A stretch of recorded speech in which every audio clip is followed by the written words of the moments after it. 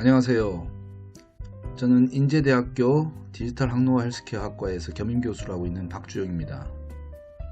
여러분들과 함께 신사업 기획에 대한 공부를 쭉 하고 있는데요. 신사업 기획은 크게 두 가지 과정으로 나뉜다고 설명을 계속 반복하고 있습니다. 신사업의 후보를 발굴하는 첫 번째 전반 단계가 있고요. 발굴된 후보군들 중에서 신사업의 아이템으로 최종적으로 선정을 하고 그에 대한 전략을 수립하는 두 번째 후반 단계로 넘어갈 수 있습니다. 오늘은 이번 이 시간에는 신사업의 후보를 발굴하는 과정의 마지막 시간을 이제 진행해 보려고 합니다. 다시 복습하는 차원에서 한번 쭉 말해 볼까요? 신사업의 후보를 발굴하는 과정은 신사업의 정의와 필요성을 이해하는 단계가 있었고요.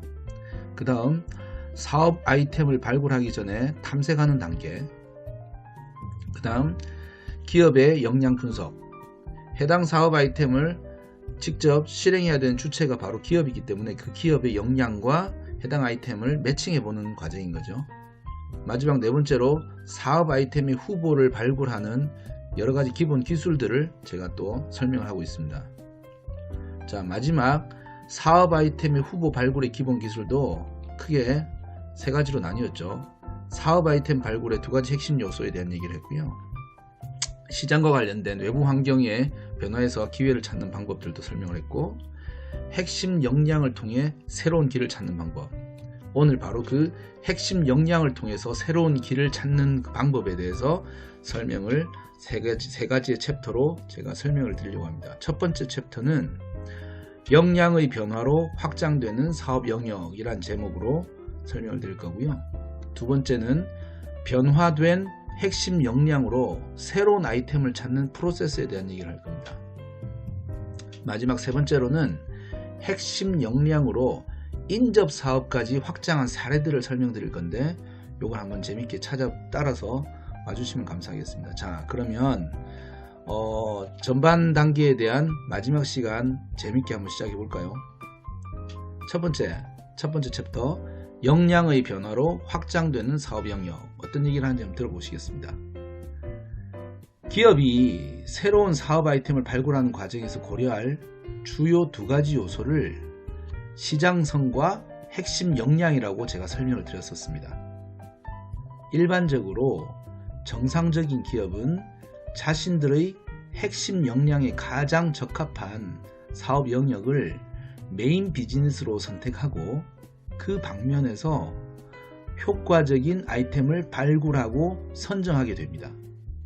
예를 들면 차별화된 제조 기술을 보유하고 있다면 해당 분야에서 상품 제조 및 판매업을 주요 사업으로 선택을 하게 됩니다. 또는 뛰어난 소프트웨어 개발자를 보유한 기업이 있다면 그들은 자신들에게 가장 유리한 분야의 온라인 플랫폼이나 웹 기반의 서비스를 출시하기도 하고 외주 개발을 전문으로 하는 일종의 요즘 한 표현으로 SI 사업을 하기도 합니다. 이 외에 영업이나 유통에 특화된 조직을 갖춘 기업의 경우 그에 맞는 전문 유통업을 비롯해서 영업 기반의 사업을 메인으로 셋업하게 됩니다. 이렇게 자신들의 1차적인 핵심 역량을 통해서 사업을 개시한 이후에 기업의 성장 필요성의 관점에서 볼 때 많은 기업들이 자신들의 변화되고 성장하는 과정에서 핵심 역량에도 변화가 생기고 있음을 명확히 파악할 필요가 있습니다. 그 이유는 뭐냐면 핵심 역량의 변화에 따라 기존 메인 비즈니스와 인접한 사업 영역으로 확장 또는 진출을 할 수 있는 사업의 기회가 열리는 경우가 많은데 현업에 집중을 하다 보면 기업 내부 담당자 눈에는 그 기회가 발견되지 못하는 경우가 종종 있습니다. 무슨 말이냐면 등잔 밑이 어두운 거죠. 우리 옛날 속담으로 하면 내가 너무 내 거기에만 있다 보면 오히려 내 발밑이 잘 안 보이는 겁니다. 그래서 주요 사업에서 일정 규모의 성과를 달성한 회사들은 종종 그 외부의 컨설팅 업체에 의뢰를 하는 경우가 발생합니다. 생각하기에 따라서 정답이 있는 것은 아닙니다만 주로는 우리가 우리를 가장 잘 알 것 같지만 우리를 매일 보고 있기 때문에 우리가 변화되는 모습을 잘 인식하지 못하는 경우가 많습니다. 사람들이 개인 일상생활에서도 오랜만에 아주 오랜만에 자기 지인을 만나면 너 왜 이렇게 살이 많이 빠졌어? 너무 쪘어? 또 너무 많이 변했다? 이런 얘기를 듣는데 나는 그런 줄 모르는 경우가 많잖아요. 그 왜 그러냐면 나는 매일매일 나를 보고 있기 때문에 내가 변하는 모습을 잘 볼 수가 없어요. 근데 제3자의 눈에는 희한하게도 그런 것이 보인다라는 거죠. 이게 아무리 자기 객관을 하려고 해도 사람은 사람인지라 한계가 있는 것 같습니다. 어쨌든 이런 것들을 생각해 보면 기업도 마찬가지일 수 있습니다. 제가 가끔씩 이렇게 경험을 해보고 많은 교류를 하다 보니까 많은 기업에 있는 분들, 특히 실제로 그 기업을 창업을 하고 일으키고 성공시키거나 어느 단계까지 가게 만든 대표님조차도 자기 회사 갖고 있는 문제점 혹은 자기의 회사의 서비스의 문제점도 분석 못할 때가 있어요.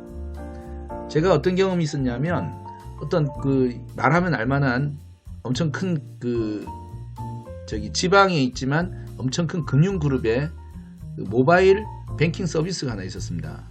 제가 그쪽에 강의를 하게 돼가지고 그 회사에서 만든 모바일 서비스를 제가 스스로 혼자 분석을 해준 적이 있었어요. 거기 기술 파트를 맡고 있는 분들이 제 강의를 들었었는데 제가 그분들이 개발해 놓은 그 뱅킹 앱을 거기서 문제를 찾아갖고 지적을 해드렸더니 그걸 만든 파트에 개발한 파트에 계신 분들이 자기들은 몰랐다고 하더라고요. 그 문제가 있는지를. 왜냐? 매일 쳐다보는데 자기네들 거다 보니까 맨날 보는 것만 보는 거죠. 그래서 제3자가 생뚱맞게 보는 그런 시각을 가질 수가 없는 겁니다. 우리가 외부로부터 컨설팅을 받거나 그렇게 하는 이유도 다 이런 문제 때문이라고 저는 봅니다. 아무튼 다시 본론으로 돌아가서 기업이 스스로 하든지 또는 외부의 도움을 받든지 중요한 것은 이런 것을 객관적으로 받아들이기 위해서 또는 파악하기 위해서 우리의 변화된 현황에서 핵심 역량의 변화를 정확하게 측정하면 멀지 않은 곳에 우리 기업에게 적합한 새로운 먹거리도 찾을 수 있게 되지 않을까 하는 생각을 하는 겁니다. 당연히 그렇게 되어야만 하고 그걸 우리 회사의 핵심 역량을 통해서 발굴하는 그런 과정을 거칠 수 있게 되는 겁니다. 두 번째, 변화된 핵심 역량으로 새로운 아이템을 찾는 프로세스에 대해서 설명드리겠습니다. 기업이 다양한 사업 영역을 영위할 수 있다면 여러 측면에서 장점이 있음을 굳이 따로 설명하지 않더라도 이해하실 수 있을 겁니다. 핵심 역량이 되게 다양하게 다 있으면 얼마나 많은 사업들을 영위할 수 있고 좋겠습니까? 근데 이를 위해 우리 기업의 핵심 역량을 파악하고 새로운 사업 아이템을 발굴해서 추진하는 일련의 프로세스를 간단하게 정리해보고자 합니다. 첫 번째로 우리의 핵심 역량을 잘 식별해야 합니다. 단순히 파악을 한다는 말이 아니라 식별이라고 표현한 것은 기업이 다른 기업과 경쟁할 때 차별화되고 경쟁 우위를 가져올 수 있는 능력의 확실성을 담보하는 것이 맞는가 하는 부분이며 우리 기업의 핵심 비즈니스 모델과의 긍정적인 연관성도 강하게 있는지 정확하게 파악해야 한다는 것입니다. 둘째는 인접한 사업 영역을 분석합니다. 기업은 식별되고 파악된 자신들의 핵심 역량하고 밀접한 혹은 결정적인 관련성이 있는 주변의 인접 사업을 잘 리서치해야 됩니다. 좀 풀어서 얘기하면 이것은 무슨 말이냐면 기업이 현재의 사업 영역과 연결된 분야 중에서 확장 가능성이 있는 영역을 탐색하는 걸 의미합니다. 이게 무슨 말이냐면 많은 기업들이 자신들의 사업을 하다 보면 자기들의 아까 앞에서도 말씀드렸지만 계속 자기 생각들 자기들 분야에만 빠져 있단 말이죠. 그러면 인접에 있는 어찌 보면은 내 것을 확장하고 연결하고 시너지를 낼 수 있는 건데도 그것에 인색해지고 그거를 여유가 없어지는 겁니다. 학생들이 학교에서 공부 열심히 하느라고 계속해서 책상에 머리 박고 있으면 세상 돌아가는 게 안 보이죠. 비슷한 겁니다.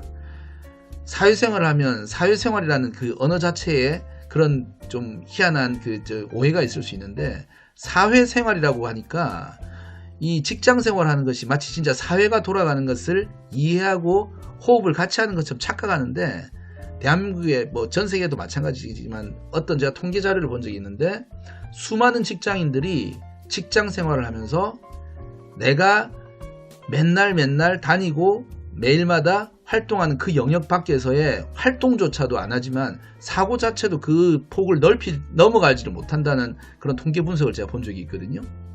그만큼 직장 생활이라고 해서 정말 사회의 다양한 분야를 호흡하거나 그러지 못하는 겁니다. 이게 비즈니스 파트에서 보면 내가 영위하고 있는, 우리 회사가 진행하고 있는 사업 영역이 바로 옆에 우리랑 딱 맞는 파트너가 될 수 있거나 또는 우리가 확장할 수 있는 사업 영역이 분명히 있는데도 불구하고 인접 사업 영역을 쳐다도 못 보는 어리석은 우를 범하고 있음을 우리가 한 번씩 생각해 봐야 된다는 얘기죠. 세 번째, 시너지 및 기회를 평가해야 됩니다. 인접 영역을 분석해서 식별하게 되면, 만약에 잘 되어서요, 기업은 해당 영역과 우리 회사 자사의 핵심 역량 간의 시너지 혹은 발전 가능성을 평가해야만 하고 평가할 수 있어야 합니다. 이 과정을 통해서 기업은 새로운 사업 영역에서 어떻게 경쟁 우위를 창출할 수 있는지 파악을 하고 성장의 기회를 발굴하게 됩니다. 이렇게 새로운 사업의 발굴 과정을 거친 후에 실질적인 전략 수립과 실행 과정으로 진행을 하게 되는 겁니다. 이번 강의에서는 다소 딱딱하게 항목 위주로 설명드렸지만 찬찬히 살펴보시면 정말로 중요하고 실전에서 활용될 수 있는 핵심이 담겨 있음을 기억하셔야 됩니다. 반드시 2번, 3번 다시 한번 머릿속에서 재고를 해보고 생각을 해보고 제가 드린 이 말씀을 한번 활용해 볼 수 있는 그런 청년 창업가가 되기를 바랍니다. 마지막으로 세 번째, 핵심 역량으로 인접 사업까지 확장한 사례들을 직접 소개해 드리겠습니다. 세계적인 기업들 중에서 그 유명세에 비해서 사람들의 머릿속에 정확한 정체성이 정의되어 있지 않은 회사들이 제법 많습니다. 제가 강의를 한 현장에서 아마존은 뭐하는 회사입니까? 라고 그런 질문들 많이 해요. 알리바바는 뭐하는 회사죠? 텐센트는 뭐하는 회사죠? 이런 식으로 물어봅니다. 비단 아마존뿐만 아니라 애플, 구글, 텐센트, 알리바바, IBM 이 외에도 많죠. 그런 회사들이 전 세계에 어지간한 사람들은 다 알고 있는 이 대기업들이 뭐 하는 회사냐고 물어보면 제 수업을 들은 수천 명의 사람 중에 한마디로 딱딱 정답을 또는 누구나 공감할 수 있는 말을 딱 답을 해주는 사람들이 저는 거의 못 본 것 같아요. 주저주저 하기도 하고 어떤 사람들은 막 다른 소리를 하기도 합니다. 왜 그럴까요? 이유가 뭐냐면 이 회사들이 뭐 하는 회사인지에 대한 정답이 하나가 아니라는 겁니다. 한마디로 표현할 수가 없어요. 왜? 이런 기업들은 추진하고 성공한 사업 영역이 너무나 다양합니다. 그렇다면 이들은 원래부터 그랬을까요? 그렇지 않습니다. 사실은. 가장 대표적으로 아마존을 한번 살펴볼게요. 초기의 아마존은 아마 제 체감으로는 하나 2000년대 초반 정도까지만 해도 아마존 이렇게 하면 온라인에서 책을 팔던 온라인 서점이라는 이미지가 거의 대부분이었습니다. 그것뿐이었어요. 사실은 처음에는. 여러분 지금의 대학생들 아마 상상도 안 가실 겁니다. 근데 그들이 자신들의 핵심 역량인 온라인 상거래 시스템을 책으로만 머무르지 않고 모든 대부분의 상품들을 다 팔 수 있는 진짜 온라인 전자상거래를 열기 시작하면서 토탈 전자상거래 서비스로 확장을 하면서 너무너무 다양한 사업으로 확장을 하기 시작했죠. 그 후에 전자상거래 사업을 하는 사람들은 특징이 있고 약점일 수도 있는 특징이 있습니다. 그게 뭐냐면 자신들이 보유한 대량의 서버 시스템의 손실을 보완해야만 하는데 이 보완하는 효율적인 비즈니스 모델을 만들었어요. 그것이 바로 클라우드 컴퓨팅이라는 기술로 발전시켜 가지고 AWS라는 전 세계 최초의 1위의 클라우드 사업자로 성장까지 했습니다. 잠시 간단하게 설명드리면 이 클라우드 컴퓨팅을 잘 모르는 분들이 꽤 계세요. 설명을 또 잘 못하거나 아니면 정말 클라우드라는 구름을 뜻하는 클라우드라는 이름 때문에 오해도 굉장히 많은데 제가 여러가지 강의 현장에서 이걸 꼭 굳이 설명을 합니다. 왜냐하면 이게 굉장히 중요한 기술임에도 불구하고 사람들이 정확한 개념을 이해를 못하고 있어요. 클라우드 컴퓨팅이라고 하는 건 뭐냐면 아마존이 자신들의 너무나 그 고비용의 인프라 투자금을 손실을 계속 만들 수 없어가지고 이 자기들의 남아도는 유휴 서버 시스템을 타 기업에 빌려주는 기술을 만든 겁니다. 그래서 쓴 만큼 비용을 낼 수 있는 클라우드 컴퓨팅이라는 이름의 서버 임대 기술을 만든 거예요. 쉽게 간단히 제가 가끔 강의 현장에서 설명하는 표현으로 빌자면 쓴 만큼 내는 것을 뭐라고 하냐면 우리가 종량제라고 그러거든요. 종량제 서버 임대 기술이 바로 이 클라우드 컴퓨팅입니다. 이거를 처음으로 만든 게 아마존이고요. 아마존은 여기까지 갔을 때 명실상부 정말 너무너무 대단한 유통뿐만 아니라 IT의 인프라 기술까지 확대하는 그런 비즈니스를 하게 된 겁니다. 이 외에도 아마존은 자신들의 인프라를 활용한 금융 서비스, AI 기술 등을 접목한 스마트 홈 서비스까지 확장하고 진출에 성공하고 있습니다. 지금 화면에서 보이는 이것만 봐도 심지어는 우주 관광까지 준비하고 있죠. 아마존 대단하죠. 근데 IT 분야에서 이런 사례는 너무나 많습니다. 구글도 처음에 시작했던 검색 엔진이 그걸로 끝난 게 아니라 인터넷 기반의 대부분을 점령하고 유튜브를 비롯한 플랫폼에 전 세계 광고 시장을 독점하다시피 성장한 것을 보면 이들이 자신들의 핵심 역량을 활용해서 주변 시장을 점유해 가던 과정이 떠오르실 겁니다. 사실은 IT 분야 외에도 많은 사례가 또 있습니다. 누구나 자동차 회사라고 인식하는 포드의 경우에 포드는 자동차 제조 역량을 기반으로 이동 서비스 및 모빌리티 솔루션 분야로 사업 영역을 확장했습니다. 아실지 모르겠지만 지금은 사실은 저도 제가 포드 차를 몰아봤거든요. 제가 가지고 있는 차 중에 포드에서 만든 브랜드가 있습니다. 근데 지금의 포드는 자동차 제조업체뿐만 아니라 모빌리티 기업으로 변화하는데 완전히 성공했습니다. 그게 가능한 건 뭐냐면 포드는 예전부터 데이터 기반의 사업을 굉장히 충실하게 준비해왔거든요. 지금 여러분들 한번 잘 생각해 보세요. 우리가 익히 들어서 알고 있던 회사가 무슨 사업을 하고 있는지 스스로 자문을 한번 해보세요. 해보시면 당장 하나의 답이 안 떠오르는 경우가 많을 겁니다. 그들이 그런 사업을 확장했던 과정이 있었기 때문에 그런 것도 있고, 그런데 그래서 지금 수많은 사업 영역을 영위하고 있는 그런 회사가 많을 겁니다. 근데 그 회사가 처음부터 그렇게 많은 사업 분야를 생각하고 시작했던 게 아니에요. 그 과정에서 방법은 방금 얘기한 것처럼 자기네들의 핵심 역량을 통해서 그 핵심 역량을 활용한 사업을 성공하고 그 메인 사업을 비즈니스 영역을 성공한 뒤에 인접 사업들로 하나씩 확장해 나가는 겁니다. 아마존이 책을 팔다가 어느 날 갑자기 다른 물건들도 팔기 시작한 것처럼 여러분들이 만약 비즈니스를 진행한다고 하면 처음엔 반드시 자신의 핵심 역량을 통해서 비즈니스를 1차 단계를 성공해야 됩니다. 그 다음에 가만히 있으면 안 되죠. 그 핵심 역량을 통해서 주변에 같이 시너지를 낼 수 있는 인접 사업들로 확장해 나가는 그 아이템까지가 가능해야만 우수한 비즈니스 아이템이라고 발굴될 가능성이 가치가 있는 것이라고 말씀드릴 수 있습니다.